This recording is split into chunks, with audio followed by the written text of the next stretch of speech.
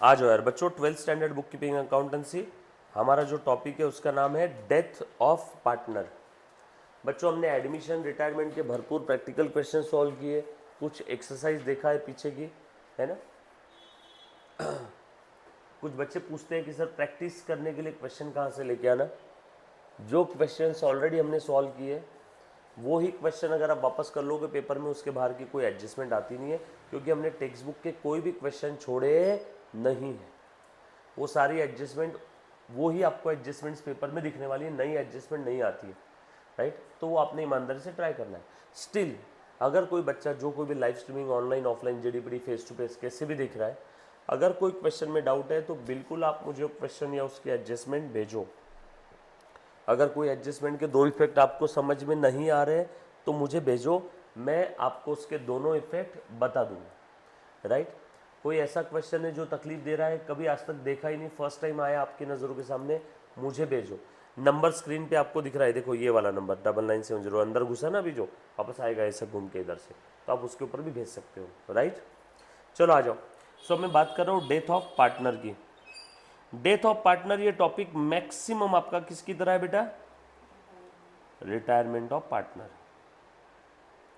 क्योंकि डेथ में पार्टनर जा रहा है, रिटायरमेंट में जा रहा है, छोड़ के जा रहा है फर्म छोड़ के, डेथ में उस दुनिया से चला गया। रिटायरमेंट में जो भी उसका बैलेंस रहता था ना पार्टनर्स कैपिटल अकाउंट का, वो कहाँ जाता था, पार्टनर्स के पर्सनल अकाउंट में, उस जाने वाले पार्टनर के। यहाँ पे जो भी पार्टनर की डेथ हो गई उसका बैलेंस जो भी रहेगा वो किसको मिलेगा, उसके लीगल हेयर्स को, बीवी बच्चे जो भी उसके रहेंगे उनके अकाउंट में ट्रांसफ़र होगा।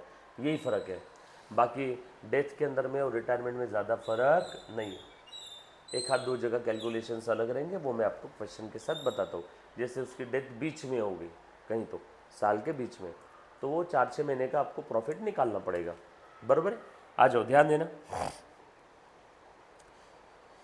चलो मुन्ना, सबसे पहले सर आप सोच रहे होंगे कि सर ये डेथ के अंदर में तो थ्योरी दी नहीं, डायरेक्ट ही क्वेश्चन स्टार्ट कर दिए, इसलिए मैंने थ्योरी के लिए आपको ऊपर ही क्या लिख के दे दिया, देखो death is equal to retirement.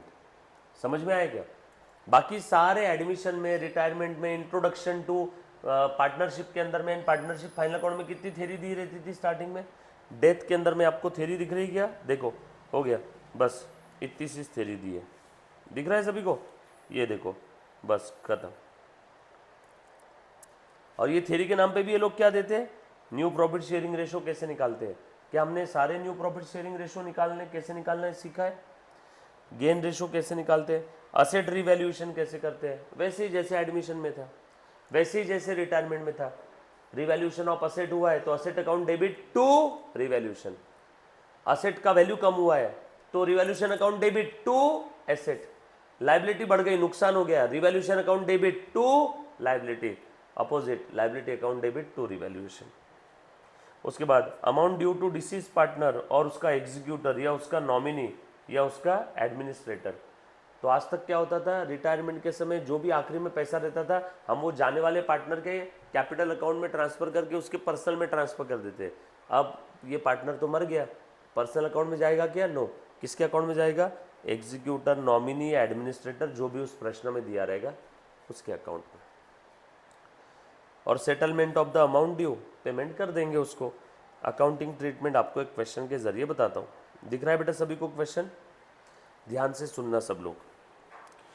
Rekha, Menaka, Mukta were the partners in the business sharing profit and losses in the ratio 2:1:1।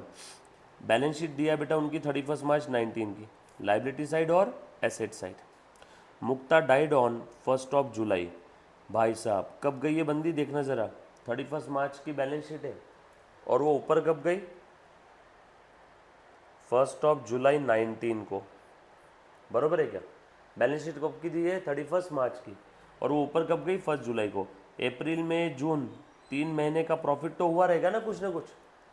मुक्ता 1 जुलाई तक थी, मतलब 1 जुलाई तक का प्रॉफिट तो मुक्ता को मिलेगा ना, यस और नो। तो वो 3 मंथ्स का प्रॉफिट तो डेफिनेटली मुक्ता के लीगल हेयर्स को या उसके एग्जीक्यूटर को, बच्चों को मिलेगा। प्लांट एंड मशीनरी रिवैल्यू हुआ है, रिवैल्यूएशन का इफेक्ट सेम रहेगा। आपको कुछ भी लिखने की जरूरत नहीं, बस आपको थोड़ा सा हिंट दे रहा हूँ डेथ में करेंगे क्या। है ना, लिखना किसी ने भी नहीं है। जो बच्चा लाइव स्ट्रीमिंग देख रहा है, फेस टू फेस देख रहा है, बस एक बार देखो कि इफेक्ट कैसे इसमें रूट हो रहे, कहाँ से कैसे जा रहा है। तो प्लांट एंड मशीनरी रिवैल्यू हुआ है, यहाँ से देखो मैं स्टार्ट कर रहा हूँ। सबसे पहले देखना ज़रा कैपिटल अकाउंट, लिखना बिल्कुल नहीं है, बस एक बार देखो। आपको बस ये बताने की कोशिश कर रहा हूँ, death is equal to retirement. तो आपका जो एक डर रहता है ना काफ़ी बार बच्चों का, sir death of partner difficult है क्या? नहीं है, 0% डिफिकल्ट है। ये तीनों कैपिटल कहाँ जाएंगे बताओ तो ज़रा गेस करो। कैपिटल अकाउंट में। ये तीनों भी 60 70 ये देखो ट्रांसफ़र कर दिया पार्टनर्स कैपिटल में, बरोबर है क्या? मुन्ना पीछे बात मत कर रहे बेटा। अल्तमाश, उसके बाद ये क्रेडिटर्स का बैलेंस कहाँ जाएगा बेटा? क्रेडिटर्स पे एडजस्टमेंट है क्या? ढूंढो ना। नहीं है, अगर कोई एडजस्टमेंट नहीं है तो एज इट इज पुराने बैलेंस शीट से उठा के कहाँ डाल देंगे? नए बैलेंस शीट में। देखो एडजस्टमेंट है क्या क्रेडिटर्स पे? चेक करो तो। Creditors creditors creditors creditors creditors creditors कहीं नहीं है। एज इट इज ट्रांसफर कर दो नए बैलेंस शीट में। चेक करो तो ज़रा, सही है क्या अपना? ये नए बैलेंस शीट में क्रेडिटर्स का बैलेंस ट्रांसफ़र कर दिया, ये 18,000। उसके बाद नेक्स्ट आइटम क्या है? देखो ऐसे ही पढ़ते थे कि हम लोग, बिल पेएबल। ढूंढो एडजस्टमेंट है क्या इस पे? Bill payable bill payable bill payable दिख रहा है कोई एडजस्टमेंट? नो, एक भी एडजस्टमेंट नहीं है। लिख दो एज इट इज नए बैलेंस शीट में 2000, ये लिख दिया। तू बता रहे बेटा सानी का रिजर्व कहाँ जाएगा अब? ये वेरी गुड, पुराना रिजर्व, पुराना प्रॉफिट, पुराना सरप्लस पुराने पार्टनर्स को बांट देंगे। कौन से रेशो में? ओल्ड रेशो में। ओल्ड रेशो क्या था बताओ जरा? 2:1:1। सो 2 और 1 3, 3 और 1 4, 2 + 1 + 1 2:1:1 है ना। तो 16,000 डिवाइडेड बाय 4 कितना आता है? 4,000। 4,000 इंटू 2 8,000, 4,000 इंटू 1 4,000 और 4,000, तो 844। देखो तो जरा पार्टनर्स कैपिटल में बांटा है क्या? यस और नो? उसके बाद एसेट साइड में प्लांट एंड मशीनरी पे क्या एडजस्टमेंट है? ढूंढो। Revalue to 70,000। ओहो, बढ़ गई है। तो कितने से बढ़ी बता पूनम? वेरी गुड, 10,000 से बढ़ गई। फायदा हुआ या नुकसान हुआ? फायदा हुआ। तो रिवैल्यूएशन के क्रेडिट में या डेबिट में? क्रेडिट में। तो रिवैल्यूएशन के क्रेडिट में बाय प्लांट एंड मशीनरी। दूसरा इफेक्ट, प्लांट एंड मशीनरी बढ़ जाएगी क्या बैलेंस शीट के असेट में? देखो 10,000 और बैलेंस शीट के असेट में प्लांट एंड मशीनरी 60 + 10 कितना हुआ? 10,000 के दो इफेक्ट समझ में आए क्या? ये सेम रिटायरमेंट है क्या? उसके बाद नेक्स्ट आइटम, हमने सीक्वेंस चेंज नहीं किया। मैं क्वेश्चन के पहले लाइन से स्टार्ट किया, बैलेंस शीट के एक आइटम, जिस आइटम पे एडजस्टमेंट नहीं है क्या किया मैंने? उसको डायरेक्टली लिख दिया नए बैलेंस शीट में। और जिस आइटम पे एडजस्टमेंट है उसके कितने इफेक्ट दिए बताओ? दो क्यों? Double entry, dual aspect, very good. उसके बाद डेटर्स पे क्या एडजस्टमेंट है? ढूंढो डेटर्स पे क्या एडजस्टमेंट है बताओ बेटा? डेटर्स आरडीडी क्रिएट करना है। रिजर्व फॉर डाउटफुल डेट किस पे क्रिएट करते हैं हर बार? डेटर्स पे। कितने की आरडीडी क्रिएट करना है? 2,000 की। बताओ दो इफेक्ट कहाँ जाएंगे? हमें ऐसा लगता है 2,000 डूब जाएंगे, तो रिवैल्यूएशन के डेबिट में और डेटर से कम करो। डेटर कहाँ है? बैलेंस शीट के असेट में। तो रिवैल्यूएशन के डेबिट में 2,000 और डेटर से कम कर रहा हूँ बैलेंस शीट के असेट में। देखो 50 - 2 दिख रहा है क्या?